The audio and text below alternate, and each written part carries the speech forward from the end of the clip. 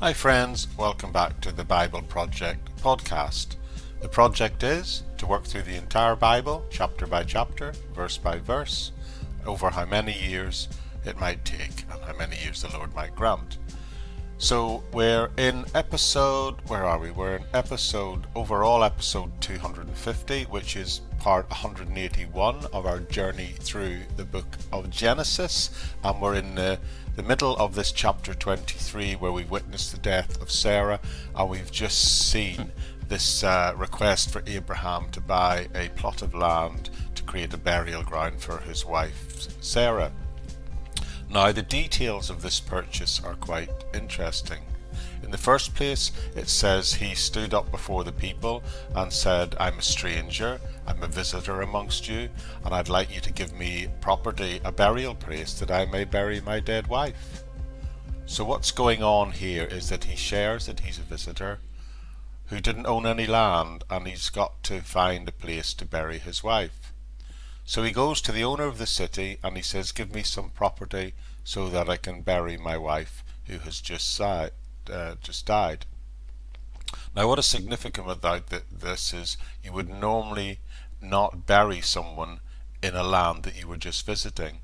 If you or I were on a trip and someone died in that, then we wouldn't bury them there, we would bring them back home, right? So by doing this and saying this is a very strong implication that Abraham now views this as his family home. He is saying, "I am home, this is my home here in this land." The land had been promised to him and his descendants, and he now wants to own a piece of property there because he's saying and signalling, "I plan to stay here." Now, this is a critical point in the passage that we read last time, when they said to him, "My Lord, you are a mighty prince amongst us, and we will not withhold from you any burial place where you would wish to bury your dead." So the local residents seem to recognize that he's a mighty prince of God. The Hebrew text actually says that you are a prince of the God Most High. So these non-believers still recognize that Abraham is a prince of God. I think it's also interesting that he saw himself as a foreigner and a visitor, yet they saw him as a prince of the God Most High. In a sense, he still saw himself as sitting at the bottom of the social ladder, yet they recognized that he sat on top of the spiritual ladder. They recognized that he was in a unique, special relationship with God, which is why they said, "You can bury him anywhere, just pick the spot." So he asks for, and they give him the cave of Machpelah, which is at the end of his field, and he offers the full price of the property. Now, we need to notice a couple of things going on here. Part of the custom in buying land or property would have been to haggle, to negotiate about the price. And as a visitor, it would normally that they would find a person to negotiate the price on their behalf with the locals, and in this case to negotiate the price for the cemetery plot. That's part of what's going on here, but also notice at verse 9, which we read last time, it says, "I want the property at the end of the field." So he's not just asking for one place, he's asking for a substantial piece of land on which to bury his dead and a place where he can live. So he's anticipating that other members of his family are going to die here, and he wants to buy a piece of property where the family line can continue to bury them all. Let's just pick up the text and read from 10 to 15, which tells us this.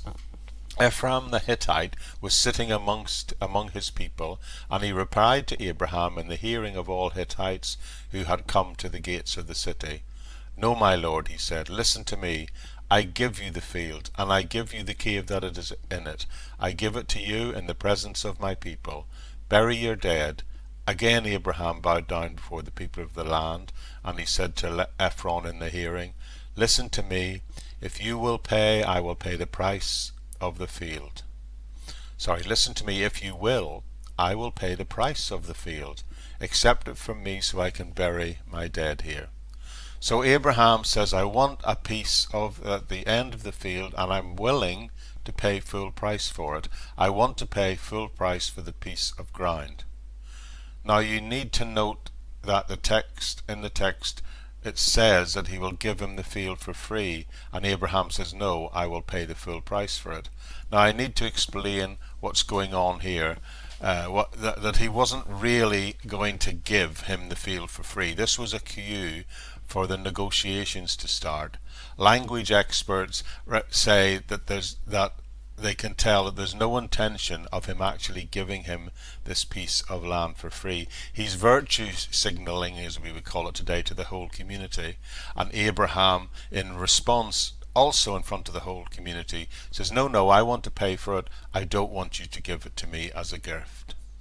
And then in verse 16 it tells us, Abraham agreed to Ephron's terms and weighed out for him the price he had named in the hearing of the Hittites, 400 shekels of silver, according to the weight current among the merchants. By the way, there weren't coins in those days. Shekels were valued by weight.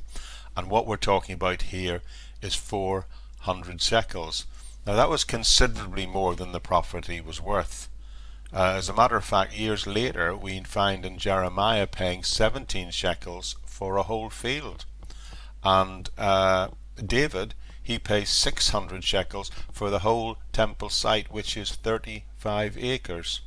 So to ask for 400 shekels was a really exorbitant price.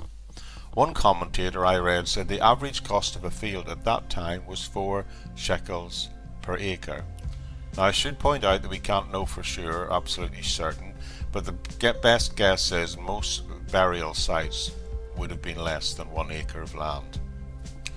As a matter of fact, experts have documented burial sites as with a large garden area and building attached costing just 40 shekels at this time. So 400 shekels is way outside the norm of what's going on here. So what is going on here? Well, friends, you won't be surprised if I tell you again. You'll have to come back tomorrow to find out, because we shall find out in the next episode. That's it for now, and I'll see you right back here very soon. Bye-bye for now.